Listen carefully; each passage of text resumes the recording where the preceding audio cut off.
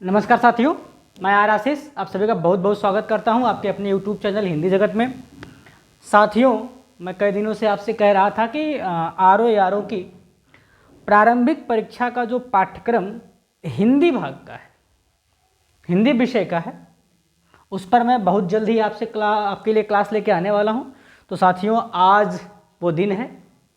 आज से हम आर ओ यूपीपीएससी के अंतर्गत जो एग्ज़ाम होता है आर ओ समीक्षा अधिकारी का या सहायक समीक्षा अधिकारी का, उसमें प्रारंभिक परीक्षा में जो हिंदी विषय का पाठ्यक्रम है उस पर हम आज चर्चा करेंगे। और आज की चर्चा के बाद से आए दिन आपको हिंदी विषय में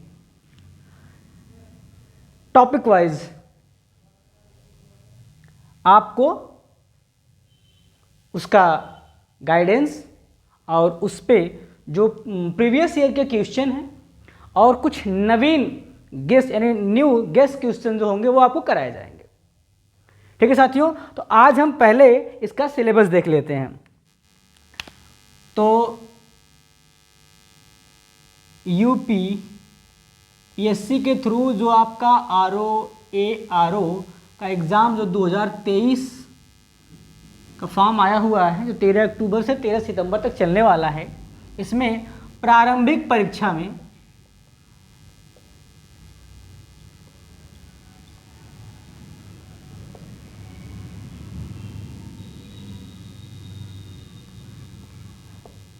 हिंदी से जो 60 प्रश्न पूछे जाते हैं उनके हम पाठ्यक्रम पर, उनके सिलेबस पर आज हम चर्चा करेंगे। 1, 2, 3, 4, 5 और 6 टॉपिक हैं साथियों। इसमें एक टॉपिक है हमारा विलोम शब्द।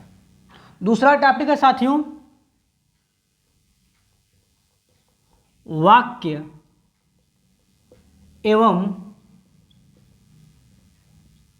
वर्तनी शुद्धि। अगला टॉपिक है तत्सम व तद्भव शब्द। अगला टॉपिक है साथियों अनेक शब्दों के लिए एक शब्द। अगला है साथियों विशेष्य व विशेषण। और अगला टॉपिक हमारा है, या अंतिम टॉपिक कह लीजिए, वो है पर्यायवाची शब्द। अब साथियों, इन सभी टॉपिक से लगभग हमारे 10-10 प्रश्न आते हैं। एक टॉपिक से 10 प्रश्न पूछे जाते हैं, तो कुल साथियों हमारे 60 प्रश्न हो जाते हैं हिंदी से।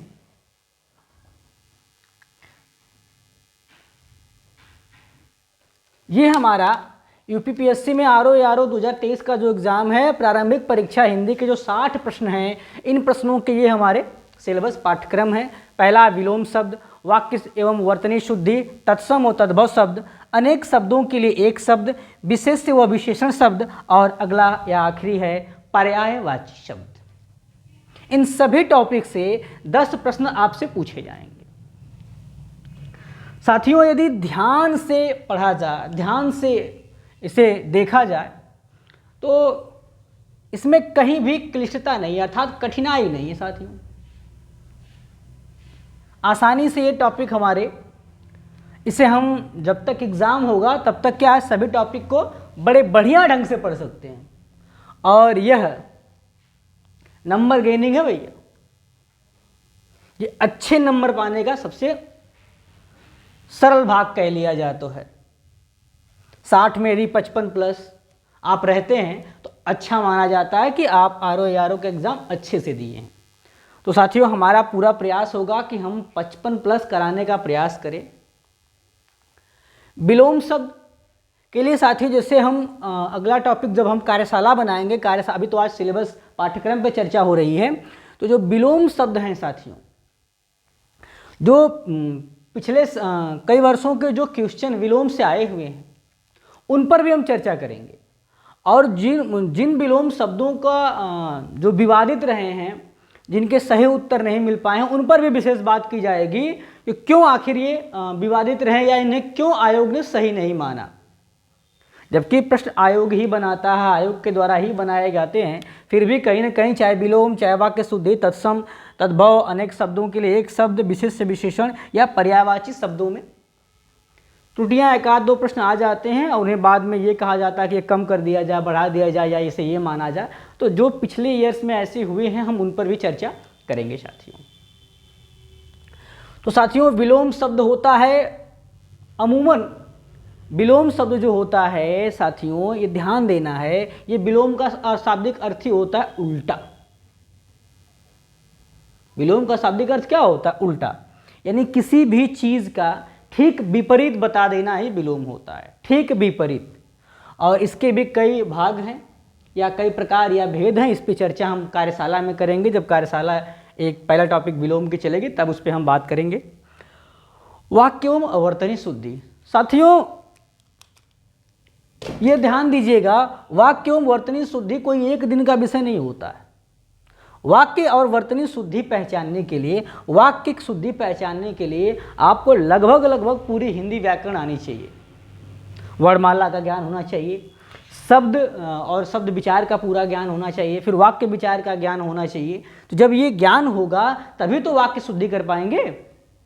कारक क्या होता है? क्योंकि देखिए, जो वाक्य में अशुद्धियां होती हैं वो मात्रा संबंधी अशुद्धियां होगी, शब्द संबंधी, शब्द में संज्ञा संबंधी अशुद्धि हो सकती है, लिंग संबंधी अशुद्धि हो सकती है, वचन संबंधी अशुद्धि हो सकती है, ठीक है साथियों, कारक संबंधी अशुद्धि हो सकती है, सर्वनाम संबंधी अशुद्धि हो सकती है, विशेषण संबंधी अशुद्धि हो सकती है, अव्यय संबंधी अशुद्धि हो सकती है। तो जब आप इन टॉपिक को जानेंगे तब तो वाक्य शुद्ध कर पाएंगे।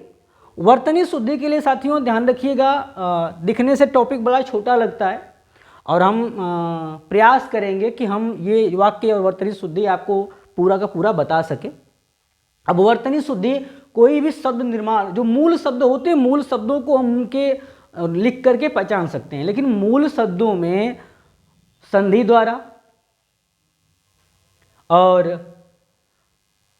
उपसमास द्वारा, प्रत्यय द्वारा, उपसर्ग द्वारा जो नवीन वर्तनियों का या शब्दों का निर्माण होता है, तो यदि आपको संधि पता है, समास पता है, प्रत्यय पता है, उपसर्ग पता है, तो इनके बारे में आपको अगर सही ज्ञान है तो वर्तनी संबंधी अशुद्धियां आपके समक्ष नहीं आएंगी। लेकिन ये टॉपिक जब आपको पता होंगे तभी तो भाई वर्तनी शुद्धि कैसे पहचानेंगे, कोई वर्तनी शुद्ध है या अशुद्ध है ये कैसे जानेंगे?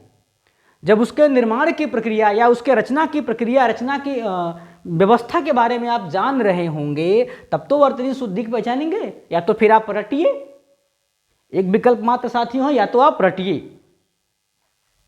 और रटने के लिए साथियों मैं नहीं कहता हूं किसी को भी, आपकी क्षमता है, आप रट सकते हैं, मैं आपके लिए ऑल द बेस्ट कहता हूं। क्योंकि एक छोटी सी कहावत चलती है कि रटंत विद्या टिकंत नाही, चपंत भोजन पचंत नाही। रटी हुई विद्या बहुत देर तक टिकती नहीं है। आप आजकल रट लीजिए, एग्जाम में बैठिए, सब बाउंस कर जाएगा, निकल जाएगा दिमाग से, फिर क्या करेंगे? लेकिन इन वर्तनी शुद्धि और वाक्य शुद्धि की जो नियम हैं, जो शर्तें हैं, ये नियम और शर्तें यदि आपको पता होंगी तो वाक्य और वर्तनी शुद्धि के जो 10 प्रश्न हैं, मैं आशा करता हूं कि 10 में आप 90% तक 9 क्वेश्चन 10 भी कर सकते हैं, लेकिन अगर पता है तब। तत्सम एवं तद्भव शब्द, मैं अभी व्याकरण की कार्यशाला में तत्सम तद्भव के विषय में बात किया था साथियों। तत्सम संस्कृत निष्ठ शब्द होते हैं, तद्भव इसी का विकृत परिवर्तित रूप होता है। ठीक है। और इन्हें भी पहचानने के लिए आपको थोड़ा ध्यान देना पड़ेगा। ये थोड़ा सरल टॉपिक है, लेकिन हाँ, इसकी प्रैक्टिस आपको बेहतरीन करनी पड़ेगी। अगला है अनेक शब्दों के लिए एक शब्द। अनेक शब्दों के लिए एक शब्द। तो साथियों, अनेक शब्दों के लिए एक शब्द, ठीक है, या यही प्रश्न यही कहा जाता है वाक्यांशों के लिए एक शब्द। वाक्यांशों के लिए, वाक्यांश का मतलब क्या होता है? वाक्य का अंश। अनेक शब्द यानी वाक्य पूरा नहीं है, कई शब्द आए हुए हैं और उनके लिए एक शब्द का चयन करना है। जैसे हमने लिख दिया 10 सिर हैं जिसके, अब उसके बाद आपको लिखना है दशानन कहिए या रावण कहिए। एक शब्द में हो गया दशानन या रावण। जो कभी पराजित न हो, अपराजित, तो एक शब्द हो गया। तो ये अनेक शब्दों के लिए एक शब्द। तो टॉपिक साथियों ये भी ठीक ठाक है। 10 प्रश्न यहाँ से भी हैं, उससे 10 प्रश्न तो सभी टॉपिक से। तो थोड़े ये हमको ये रखना है कि कौन से एग्जाम में पूछे जाएंगे। आप तमाम मार्केट से गाइड्स नोट्स ले लीजिए, उनमें बहुत सारा दिया हुआ है। आप सब पढ़ भी लेंगे, लेकिन याद हो जाएगा सब? कुछ लोगों को याद भी हो सकता है। तो उसी पर हम चर्चा करेंगे कि कौन कौन से हैं वाक्यांश या ऐसे शब्द, अनेकों शब्द वाले वाक्यांश जिन्हें हम पढ़ें और हम एक शब्दों में उनका उत्तर दे सके, ताकि हम 10 प्रश्नों के सही से सही उत्तर कर सके। साथी, अगला है विशेष से विशेषण। अभी हमने विशेषण अपनी व्याकरण की कार्यशाला में पढ़ाया था और बताया था कि विशेष से विशेषण क्या होता है। पूरा तो नहीं पढ़ाया है, लेकिन जब हमने शब्द के प्रकार बताए थे प्रयोग के आधार पर 8, उसमें चौथा प्रकार था विशेष व विशेषण, या तीसरा प्रकार रहा होगा। हाँ, तो उस पर हमने बात की थी कि विशेष से क्या होता है, विशेषण क्या होता है। विशेष का मतलब सर संज्ञा, विशेष का मतलब साथियों संज्ञा होता है। विशेष से क्या होता है? संज्ञा होगा या सर्वनाम वाले शब्द होंगे, और इन्हीं की जो विशेषता बता रहा शब्द होगा वो क्या होगा? विशेषण होगा। विशेषण संज्ञा नहीं हो सकता। विशेषण गुण को बताता है, ठीक है, उसके दोष को बताता है। और किसके दोष को? संज्ञा के दोष या गुण को जो बताए वो विशेषण कहलाता है। और विशेष वाले शब्द संज्ञा होते हैं। साथियों, इस पे भी हम टॉपिक वाइज चर्चा करेंगे, विस्तृत रूप से करेंगे, और यह बताएंगे कि इसके भी नियम और शर्तें हैं कि किस आधार पर कौन सा विशेषण और कौन सा विशेष्य चुना जाएगा। अंतिम टॉपिक जो हमारा है आरओ प्रारंभिक परीक्षा का साथियों, वो है पर्यायवाची शब्द। अत्यंत महत्वपूर्ण है। यह शब्द शक्ति की दृष्टि से बहुत ही महत्वपूर्ण है। आपकी मेमोरी कितने शब्दों को याद कर लिए, किसी चीज़ को कितने नाम से आप जानते हैं, उस आधार पर आपको पर्यायवाची शब्द बताना। और पर्यायवाची के भी कई प्रकार होते हैं साथियों, जिसका क्या होता है? मूल शब्द से जिन जिन नामों का संबंध होता है, मूल शब्द से जिन जिन नामों का संबंध होता है, वो सभी उसके पर्याय होते हैं। वो सभी क्या होते हैं साथियों? उसके पर्याय होते हैं। तो उसी आधार पर हम क्या कहते हैं? एक पर्यायवाची शब्द की सूची बनाई गई है, और उस सूची के आधार पर ही हमें अपने उत्तर का चयन करना होता है। 4 विकल्प मिलेंगे, या फिर एक शब्द दे देगा जिसके कई खंड बनाए गए होंगे, उन खंडों में से आपको एक खंड का चुनाव करना होगा। तो यूपीपीएससी आरओ 2023 प्रारंभिक परीक्षा में जो हिंदी विषय है उसके 60 प्रश्न में जो 6 टॉपिक हमारे हैं, विलोम शब्द, वाक्य एवं वर्तनी शुद्धि, तत्सम व तद्भव शब्द, अनेक शब्दों के लिए एक शब्द, विशेष व विशेषण शब्द, और अंतिम है पर्यायवाची शब्द। सभी टॉपिक से साथियों लगभग 10-10 प्रश्न पूछे जाते हैं। तो इस तरह से 6 टॉपिक 10 प्रश्न, 10 छक्का 60 हो जाते हैं साथियों। और यदि आप एग्ज़ाम में, जहाँ तक मेरी अपनी सोच है, यदि आप 55 प्लस हैं तो उत्तम मार्क है। आप 60 पा जाइए, आप 59 कर लीजिए, 58 कर लीजिए, सब अच्छे हैं। लेकिन मैं जहाँ तक सोचता हूँ कि 55 प्लस आप सभी साथियों का रहे, और जीएस में अच्छे मार्क्स आप करें, और सबका आपका सिलेक्शन हो प्री में, प्रारंभिक परीक्षा में, ताकि मैं मेंस के लिए आपको निबंध और पत्र लेखन बता सकूँ साथियों। निबंध और पत्र लेखन भी आपको बताया जाएगा। कई साथियों ने, खास करके मेरे कई मित्र हैं जो कि एग्ज़ाम देते हैं यूपीएससी का। उन्होंने कहा कि यार आप ऐसा करिए, आर ओ इस टाइम पढ़ा दीजिए। तो मैं प्रयास करूंगा कि जहाँ तक मुझे आता है, जो भी मुझे पता है, मैं आप तक पहुँचा सकूँ।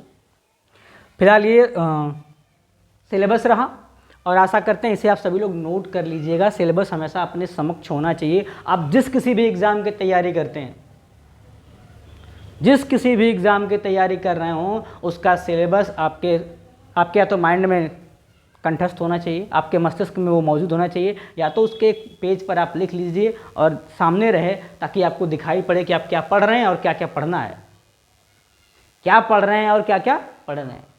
बिना हथियार के युद्ध नहीं लड़ा जाता साथियों, चाहे वो हथियार अहिंसा का हो या हिंसा का हो, लेकिन हथियार होना चाहिए। तो इस तरह से जब आपको टॉपिक पता होगा, एरिया पता होगा, तो पढ़ने में आपको आसानी होगी। मैंने हिंदी का सिलेबस लिख दिया है साथियों, और जो मेरा हिंदी जगत के नाम से टेलीग्राम चैनल है या फिर हिंदी जगत के नाम से जो मेरा व्हाट्सअप चैनल है, वो दोनों ही आपको डिस्क्रिप्शन में मिल जाएंगे। वहाँ जाएंगे तो वहाँ इसकी PDF आपको पूरे सिलेबस की PDF मिल जाएगी। वो GS की भी PDF मिल जाएगी और हिंदी की भी, प्रारंभिक परीक्षा की भी और मुख्य परीक्षा में भी GS की और हिंदी की पूरी आपको जो PDF के रूप में सिलेबस मिल जाएगा साथियों। तो आशा करते हैं साथियों आप मेरे साथ जुड़ेंगे और अधिक से अधिक से इसे शेयर करिए, और मज़े के साथ हम अब इसे तैयारी करते हैं RO की। नमस्कार, जय हिंद, जय भारत।